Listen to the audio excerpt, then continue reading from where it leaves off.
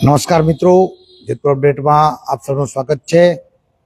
મિત્રો, અત્યારે જેતપુર અપડેટ છે તે જેતપુર શહેરની સરકારી હોસ્પિટલ છે ત્યાં પહોંચ્યું છે। આમ તો સરકારી હોસ્પિટલ રૂટીનમાં અહીંયા કોઈ દર્દી હોય, આવતા હોય, કોઈના ફિટલ હોય, અકસ્માત હોય તેના સમાચાર માટે તો અહીંયા હાજર જ હોઈએ।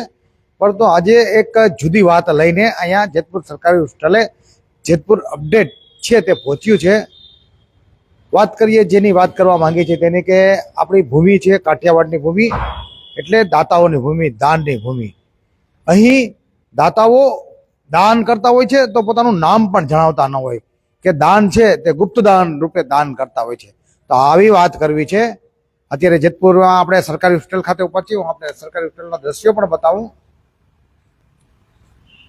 આ સરકારી હોસ્પિટલ છે, આપણી વિશાળમાં છે સરકારી હોસ્પિટલ। તો આ સરકારી હોસ્પિટલ સરકારી હોસ્પિટલ છે અને અહીંયા જે એક જૂની બિલ્ડિંગની અંદર જે કેસબારી હતી ત્યાં ભયજનક હોવાના કારણે તેને અહીંયા ખસેડી છે। તો અહીંયા ટીબી યુનિટ, આ ટીબી યુનિટ છે સામે, અને આપણે વાત કરીએ છીએ ટીબી યુનિટમાં દાતાએ દાન કરેલા જે દાન છે તેની। હવે આપણે આ ટીબી યુનિટ છે તેની અંદર પ્રવેશ કરીએ છીએ। આ ટીબી યુનિટમાં સરકારી હોસ્પિટલના જે પ્રાંગણ છે તેની અંદર જ, પટાંગણની અંદર જ આ ટીબી યુનિટ આવેલું છે। તો આ ટીબી યુનિટમાં આપણે ટીબી યુનિટમાં પહોંચ્યા છીએ અને વાત કરું છું જે આપણે દાનની વાત કરતા હોઈએ કે કાઠિયાવાડ છે તે દાનની ભૂમિ છે અને અહીંયા દાતાઓ, દાનવીરો એવા બધા છે કે આપણે દાનની કોઈ વાત ના પૂછો એવી દાનના ગુપ્ત દાન કરતા હોય છે। બાકી આ જ સરકારી હોસ્પિટલ છે। આ સરકારી હોસ્પિટલ આપણે જે જોવો છો, આ સરકારી હોસ્પિટલની અંદર મહાનુભાવોના જે તે કોઈનું નામ નથી લેતા, જે તે પાર્ટીઓના મહાનુભાવો હોય અથવા તો તેનો કોઈ દિવસ હોય તો તેઓ દાન કરવા આવતા હોય છે। આ રાજકીય પાર્ટીઓના કે અમુક બીજા લોકો, તેઓ એક ચીકુ, એક સફરજન ને એક કેળાની અંદર 10 થી 12 લોકો દર્દી ઉપર જાણે કે દર્દી ઉપર તેઓ અહેસાન કરતા હોય અને દર્દીને એવી રીતે હીન અનુભવ કરાવે એવી રીતે દાન કરી અને ફોટો સેશન કરાવતા હોય છે। પરંતુ આ દાતાની આપણે વાત કરવી છે। આ દાતો છે, હવે આને દાતાને આપણે કેવું શું કે ગુપ્તદાન, એટલું બધું ગુપ્તદાન અહીંયા કર્યું છે કે આને પાછું પોતાનું નામ ન જણાવવાનું, તે માટે થઈને તેને આપણે સરાહના કરવી જોઈએ। તો આપણે ટીબી યુનિટમાં અહીંયા પહોંચ્યા છીએ। ટીબી યુનિટના હેડ છે ડૉક્ટર દિનેશભાઈ રાઠોડ, તે આપણી સામે છે। આપણે આ જ્યાં દાનની વાત છે તો તેની પાસેથી સાંભળીએ તો વધારે ઉચિત રહે। હું કંઈ જણાવું એના કરતાં તેમની પાસે જ્યાં દાન પહોંચ્યું છે ને તે મેં જેતપુર અપડેટને જાણ કરી છે, તો આપણે તેની પાસે પહોંચી, પણ છતાંય હું આનો એક સમા બાંધી લઉં કે આપને ખબર પડે કે આ શું છે। તો એક દાતા છે, તેમને આ સામે આ ડબલા દેખાય છે, પ્લાસ્ટિકની બોટલો કે ડબલા દેખાય છે બધા, તે દાન આપી ગયા છે ને આમાં તેલ છે, મગફળીનું શુદ્ધ તેલ છે, તે આપી ગયો છે ને તે શું કામ આપી ગયો છે, કોના માટે આપી ગયો છે તેની વાત કરીએ। હવે આપણે આજે ટીબી યુનિટના હેડ છે તેની સાથે વાત કરીએ, રાઠોડ સાહેબ સાથે। રાઠોડ સાહેબ, જેતપુર અપડેટમાં આપનું સ્વાગત છે।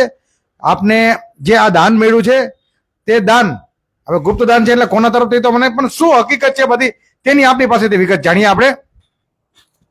હું ગઈકાલે રાજકોટ ખાતે 100 ડેઝ ટીબી ઓપનિંગ થયું ઓલ ઓવર ઇન્ડિયાની અંદર। તો જે ભારતના 347 જિલ્લાઓની અંદર ઓપનિંગ થયું એ મુજબ રાજકોટ કાર્યક્રમની અંદર અમે લોકો હતા। તો મને કોઈ અજાણ્યા નંબર ઉપરથી ફોન આવ્યો અને એણે મને એવું કીધું કે તમે જેતપુર સરકારી હોસ્પિટલથી રાઠોડ સાહેબ બોલો છો? મેં કીધું હા। તો કે અમારે જે ગરીબ અને જરૂરિયાતમંદ ટીબીના દર્દીઓ છે એને તેલ આપવું છે 5-5 લીટરનું એક કેન। તો 50 કેન એટલે કે 50 ડબલા આવતીકાલે સવારે તમારે ત્યાં પહોંચી જશે, તમે જરા ઓફિસ ખુલ્લી રાખજો। એટલે મેં એમને નામ પૂછવાનું કીધું કે આપ દાતા કોણ છો? તો એને કીધું કે મારું નામ ક્યાંય ન આવવું જોઈએ, કોણ દાતા છે એ કશું નહીં, તમારે આ બધી જવાબદારી હવે તમારી છે, તમારે ટીબીના દર્દીઓને આ જે તે જગ્યાએ પહોંચાડી દેવાનું છે। એટલે મેં સહર્ષ સ્વીકાર કરી લીધો, કારણ કે ગરીબ ટીબીના દર્દીઓ જે જરૂરિયાતમંદ હોય છે રોજે રોજનું કરીને રોજે રોજનું ખાતા હોય છે, તો આપણે એને એકી સાથે 5 લીટર જેવું શુદ્ધ મગફળીનું તેલ આપીએ તો એનામાં રોગ પ્રતિકારક શક્તિ પણ થોડી વધશે અને થોડું એનું મોરલ પણ અપ થશે। તો મેં આ જવાબદારી સ્વીકારી લીધી છે। સાહેબ, આ દાતા છે એની કોઈ ઓળખ નથી? જી નહીં, દાતાએ મને ચોખ્ખી ના પાડી કે મારું નામ ક્યાંય આવવું જોઈએ નહીં। એટલે હું નામ, મને ખબર છે નામ દાતા કોણ છે, પણ હું એક્સપોઝ નહીં કરી શકું કારણ કે દાતાએ મને નામ આપવાની ના પાડી છે। તો સર આપણે જો આમ વાત કરીએ કે 5 રૂપિયાનું દાન દઈ અને લાખો રૂપિયાનો પ્રચાર કરતા હોય છે, તો 1000 રૂપિયાનું દાન દઈ અને 0% પ્રચાર. યસ સર, એવું જ બન્યું છે કે એણે કીધું, મેં કીધું સર થોડું નામ તમારું આપું તો કે નહીં, મારું નામ નથી આપવાનું, તમારે બસ જે જરૂરિયાતમંદ ગરીબ ટીબીના દર્દીઓ છે, જે ટ્રીટમેન્ટ જેની ચાલુ છે એ લોકોને તમારે પહોંચાડવાની જવાબદારી તમારી. તો હું એક ટીબીને આખા ડિપાર્ટમેન્ટને લઈને બેઠો છું, આખા જેતપુર શહેર અને તાલુકાને લઈને. તો આ મારી જવાબદારી બને જ છે અને હવે થોડી વધારે જવાબદારી આવી ગઈ છે. તો દરેક જે જરૂરિયાતમંદ ટીબીના દર્દીઓ છે એને અહીંથી એના ઘરે પહોંચી જ જવાનું છે અને એ ખાઈ શકશે. તો મિત્રો, આ હતા જે ટીબી યુનિટના હેડ છે ડૉક્ટર દિનેશભાઈ રાઠોડ. અને આ જે અહીંયા જે આ તેલ છે, આ 5-5 લીટરના શ્રી પ્રભુ મગફળી તેલ, એટલે આ લખ્યું છે મિની ઘાણાનું.